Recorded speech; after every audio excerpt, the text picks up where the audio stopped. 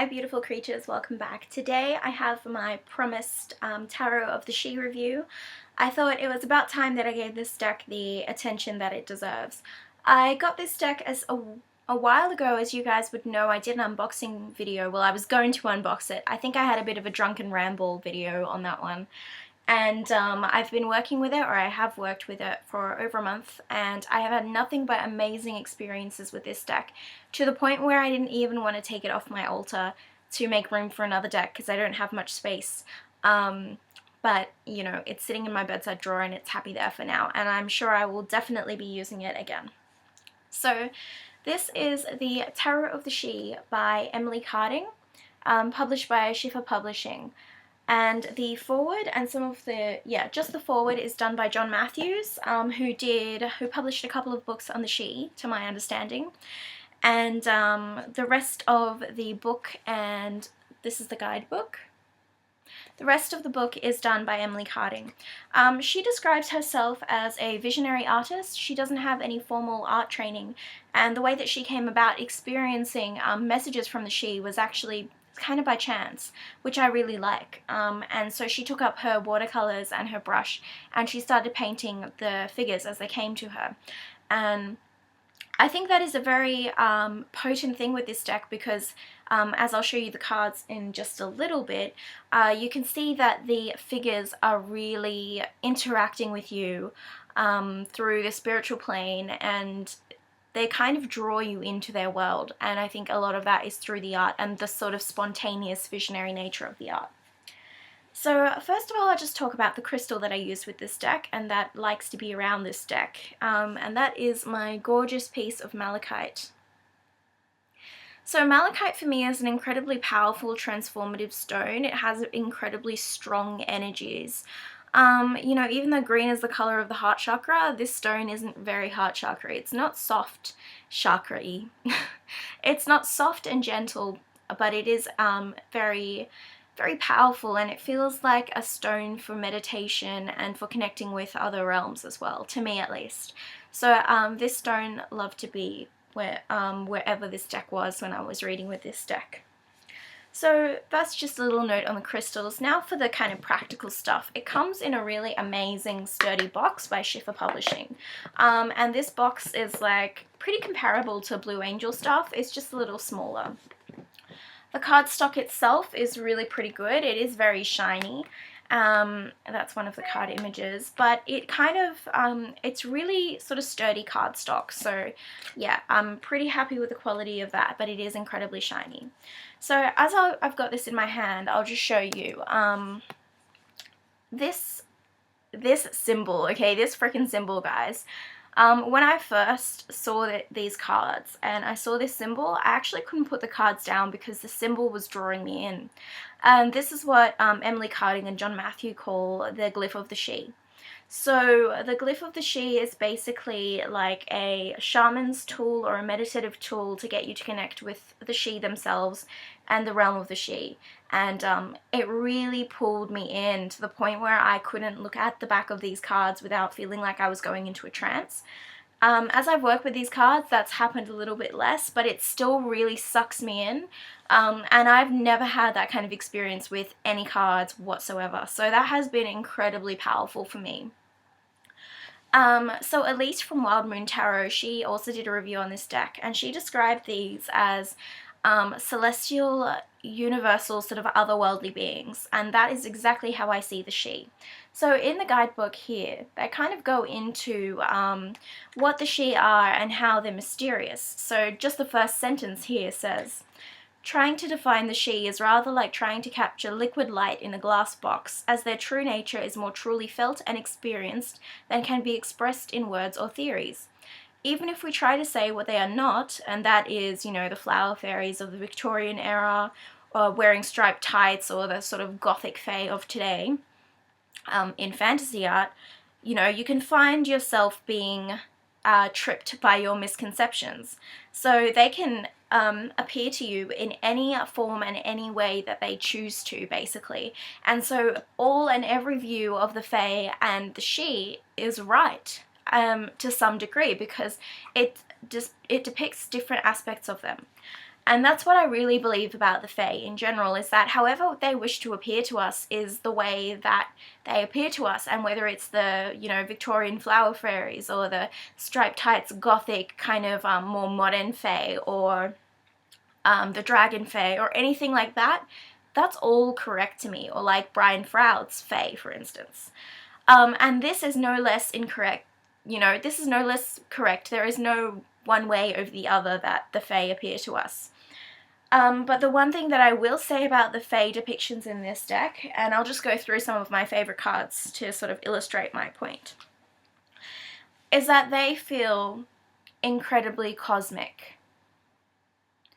So the Sidhe, to me, and my experience of them, they are so open to communing with you. They really, really want to communicate with you. And you'll see that in the artwork, actually, in the major arcana, and pretty much all of the figures depicted here. They don't have pupils. And that's a really effective way of tapping into a card too. In the major arcana, there's also the glyph of the Sidhe to be found in each of the cards, which you can use for a sort of meditate or journey within that card, and it's also found within some of the minor arcana too. So they're shown with dragons. They do have a bit of a Celtic feel to them, because I think that's where the myth or the legends of the Sidhe came from, but more or less they just feel like otherworldly beings who are super hyper cosmic, who you can imagine all of these myths and legends of UFOs and extraterrestrial beings, you can imagine them as being, or you can experience them as being. And the major arcana are really vocal in this deck. You know, just the imagery, the way that it invites a viewer to come in, and you can see, like, when I first saw this artwork, I wasn't very attracted to it because it has a kind of naive nature, but within that naive nature is really, there is so much room made for spirit, for your interpretation. You know, the lines are very loose and flowing. Just here with the Three of Swords, like, you really, really feel this message on a deep, emotional, intuitive level. You know, it's kind of, it's a lot more hard-hitting than some of the decks that I own, because they communicate with you in such an obvious and effective way. So a couple of the experiences that I've had with this deck have been, well, they've all been incredibly positive, but also, you know, it's not going to shy away from showing you your shadow. And working with this deck has allowed me to work with the Fae realm and the Sidhe in a totally different way. Normally, you know, I'm used to working with fairy energy as very nature-based, and although this is nature-based too, it is, like I said, very cosmic, otherworldly, universal energy as well. So you're working a lot with energies that kind of dwell in spirit, and like this, for example. And then you're also working with energies that feel very, like, ancestral and very ancient to me as well. I love this depiction too. The Tower. That is just such a powerful, you know, notion of transformation right there. Like, really, her physical body is being ripped apart to make room for a spiritual body. This is like explosive growth in a way that you would never see the Tower being depicted in traditional Rider-Waite-Smith. So she does change the names of the suits. So they are the Makers, the Dreamers, the Dancers, and the Warriors. Warriors for fire, Makers for earth, Dreamers for swords, and Dancers for water. And they correspond with the traditional elemental Rider-Waite-Smith tarot associations. And so, like, I just love these images. I love that each card tells you, has these little keywords as well. Oh, not in the major arcana, but in the minor arcana. It has the keywords. and they're not distracting to me because you can read it and really click with the keywords and use it as a jumping off point, or you can just ignore the keyword and just go purely with the image.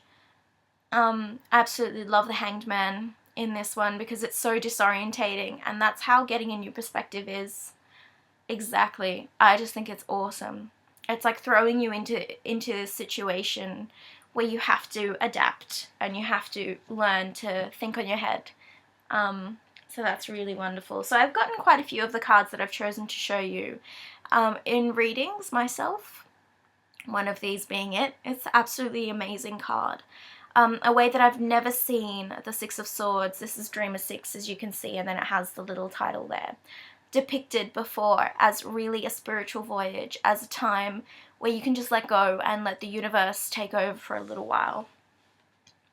There's also so much symbology, and this deck is really rich in the way that it uses symbolism, and she kind of doesn't hold back. Like, you have everything here depicting balance via opposites, you know, and that kind of stuff is just something that you probably wouldn't get with someone who had formal art training, because you're always taught in art to create a composition that has harmony, and these have harmony, but they also have that little element of like very primordial chaos, because she's untrained and she's just going with what she feels, which is a very powerful thing for this deck. I love the image of the star. I just want you to sit with her for a little bit. Now we have my favorite card. I had a dream about Pan, as I think I've mentioned before in an earlier video, and then when I got this card and I saw that the devil had been changed to Pan with this specific depiction, sorry, I'll try and move my finger, I was just like, holy crap, yep. This is an incredibly sexy image, a very wild woman image. It's sort of like releasing and also being, sorry by the way, not good for under 18s, I guess, releasing and kind of being seduced by temptation at the same time. But this is kind of, to me, this is more of like a green man image, like a wild man of the forest type image. And I absolutely love that she's associated that with the Pan energies, which are sort of trickster energies and fool energies, you know. That's kind of wonderful, and that really correlated with my dreams at the time. So I definitely love that depiction. The next one is Dreamer 10, which is the 10 of Swords, which, as you know, in pretty much every Rider-Waite-Smith depiction, is very final. It has a sense of finality about it, and that's it. This one, the keyword here is desolation. It's so emotional to me. This card has an element of fluidity and has an element of things changing from one to the other, pouring out from the third eye here. Like, it's so effective, but it's also, you know, you've got this bright background. It's also suggestive of hope, like with the death and with the ending, with the desolation, when things all get sucked into the mud here, there will always be new growth. And I really love that. The sun, which is the image for the box, is also one of my favorites. She's really inviting you to come dance on the fairy hill. And that is something that, you know, you read about in basically all Fae legends, is that they live under mounds or hills underground, particularly in Celtic legends. And this is just something so, there's something so joyful about it, something so free about it when you connect with cards like this. Also, I love the color palette in all of these cards too. It is something so effective and so bright and so luscious, and there's really like no holding back. I love the trees. The personified trees in this deck as well are amazing.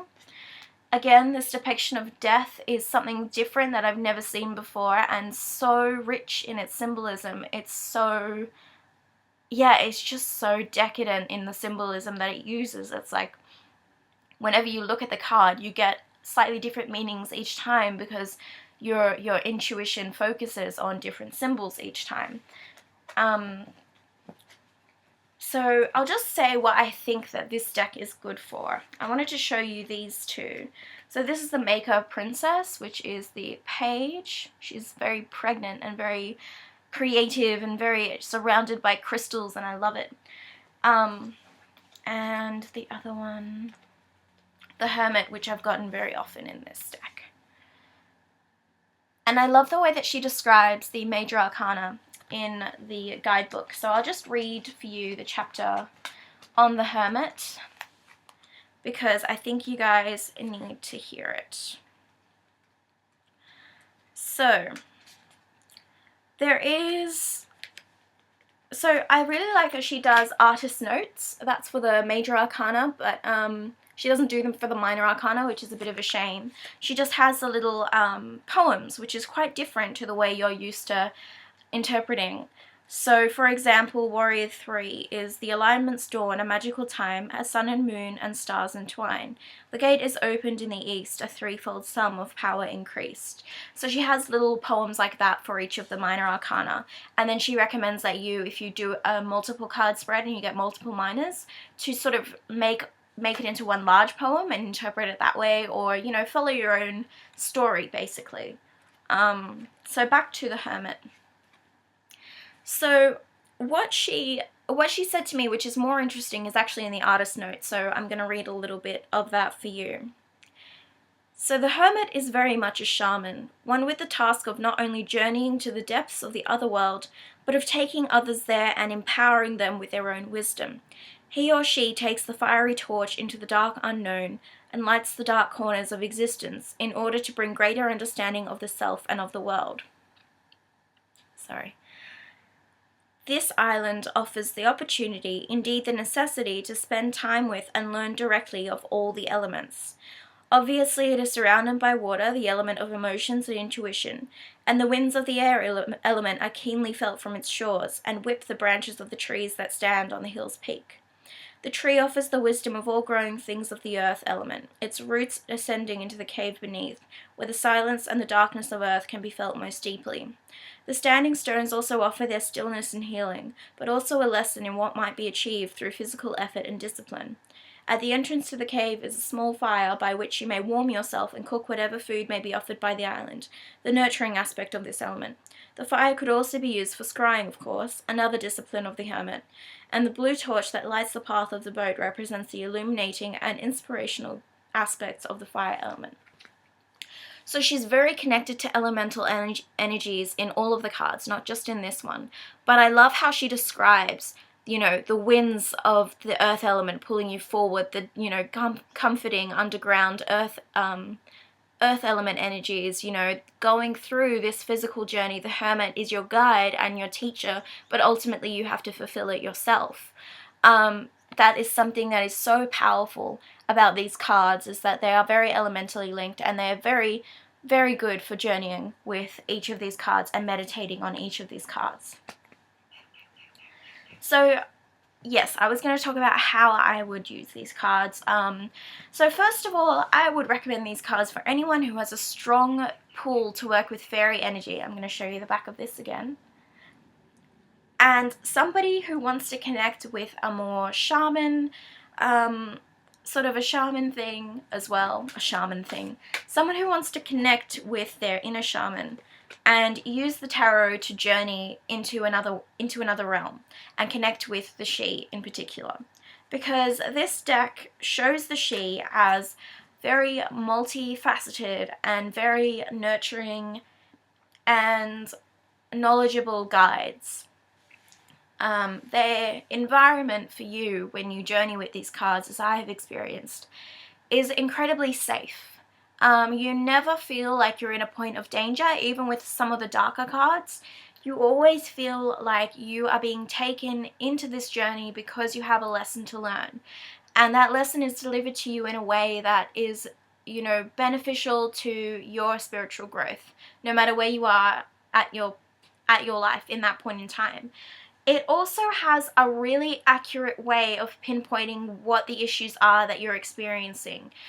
if, for example, you're going through anxiety, depression, any kind of that sort of more mental stuff, this deck is amazing for getting you through it, as I've experienced when I've been stressed out through uni and I was using this deck a lot. It's really just one of the most effective decks for pulling you out of that mind frame by making you understand why you're experiencing that and then helping you heal those issues. That's another great thing about this deck, is that it is full of healing energy. Now, on a practical level, the cards are pretty big. So that's my hand, and that's the card. So, as I was saying before, I don't think I have big hands, I just have long fingers. So when you shuffle them, like, you just kind of do it this way. Unless you have big hands, in which case it's fine. I do manage to shuffle them a bit this way, but because, as you can see, when you put all the cards together, they do make up like a really fat pile because of their size, so, and the sort of thickness of the cardstock. So it is a little bit hard to shuffle them, but you know, that's alright. Because it's glossy as well, sometimes they can stick together, but that's fine too. So that's kind of the physical size of the cards. And there was something else I wanted to say and now I can't remember. Oh yeah, so in the back of this guidebook, she has a couple of card spreads as well, which are a little bit different.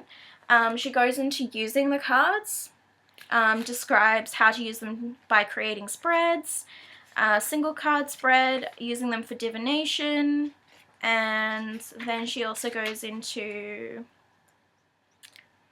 you know, how to enter a card and meditation, and she does give quite a good chunk on how to enter a card and meditate with a card, which I really appreciate, because a lot of other cards say you can enter and journey with this card, but they don't describe how to do it, which is quite helpful for people who are new to journeying with the tarot and don't really understand what it means to meditate with a card and really immerse yourself in that world and connect on a deeply spiritual level. So I really appreciate stuff like this too. She also goes into just little, you know, using it as an altar focus, magic, and certain festivals that correspond with the Celtic Wheel of the Year, and the cards that sort of are associated with that, so you can put them on your altar and have them as an altar focus, which I really appreciate. So, yeah. She says by just looking at the backs of these cards you connect with the she, and that is something that I feel on a very spiritual level when I do look at these cards and I do connect with the she. Like I said, for some of you who are a bit more sensitive to those energies, like I was obviously when I first opened this deck, the back of these cards can be really entrancing and it can pull you in. And it can be a little scary because at that point in time I hadn't felt very physically grounded, and I think it was a lot easier for me to go woo all up into that world because I wasn't very anchored to the earth. So what I do recommend before using these cards, or even any tarot, is just make sure you're grounded. And particularly with these cards, because they are incredibly powerful. When I opened these cards I had such an immediate reaction to them that it was like something in me, in my heart, was kind of pulled to enter into this world with abandon, because it has a sort of wild energy to it that you just want to jump in and throw yourself in there. But in that aspect you might lose, you know, your connection with yourself and feel a bit ungrounded for, you know, a while and stuff like that. In terms of connecting with my subconscious, these cards don't really enter into my dreams, but when I do connect with them, you know, awake on a physical level, I do experience a very deep spiritual connection with them, and a very otherworldly connection with them too. As I've mentioned several times throughout this video, these guys feel like incredibly wise, ancient aliens. I want to say ancient aliens, but that just sounds like that TV show, but I'll say it anyway. And they really do help you heal aspects of your life, and they're here to kind of guide you or guide us back into that, you know, really primal, very ancient knowledge that we all have within ourselves and all have experienced at some point throughout our past lives, and to really tap into that kind of journey to the realm of the she, so that they can show you a bit of their world that might help you understand what's going on in your own. So I would definitely recommend this deck, like I said, to anyone who loves the Fae. If you're put off by the artwork, just see it in person. Trust me, it's so much more different. There is such a sense of power emanating from this deck that when you look at the cards in person, you can't help but feel a connection to them. So I would recommend giving this deck a try, even if you have someone who can lend it to you, or you can go to a shop and actually view it. If you're curious about it, don't let the artwork put you off, because it is something that, you know, for whatever reason, we just have this instinctual thing to go against artwork that looks naive or, you know, not proper. But really, it can be some of the most powerful artwork out there. So I definitely recommend this for people who want to connect with the Fae realm, who want to connect with otherworldly energies as well, who think the idea of the She as being elusive, mysterious, and something different that encompasses sort of all the ways that you view them. Then use this deck, because it's like it's showing you one aspect of the She, but what you get in your visions, in your mind's eye, when you connect with these cards, can be different again. And none of those you know, none of those ways of depicting the Fae are wrong. So I think that's it for me. I'm sorry if I rambled and lost track a little bit, but these cards are really, you know, powerful, down to earth, but also connect you with the celestial realm. They are, you know, characters who are like the embodied version of a She personality. So just as Brian Froud creates like embodied characters of the Fae that you feel are very real, that's exactly what you experience with the Tarot of the She. You look at the cards and you see like the dreamers or the makers, and you feel like they are incredibly real beings that exist. Just because you can't see them and they're not on this physical plane that we're in doesn't mean that they're not there. And, you know, tapping in through these cards is a way to connect with those personalities and archetypes, if you want. And I just think that that is an incredibly powerful thing within any deck. So this is a deck that I bond with so deeply, and I definitely encourage you to give it a go if you're intrigued about it. If you love fairy energy and you love experiencing it in a different way, I definitely recommend this deck. So thank you all so much for watching. Like I said, I do ramble on a bit, but I think I got to the heart of the matter with this deck. So this is my review of the Tarot of the She. Let me know your experiences, because I love to hear them. Do you like this deck? Do you want this deck? And I'll see you all in the next video. Bye guys!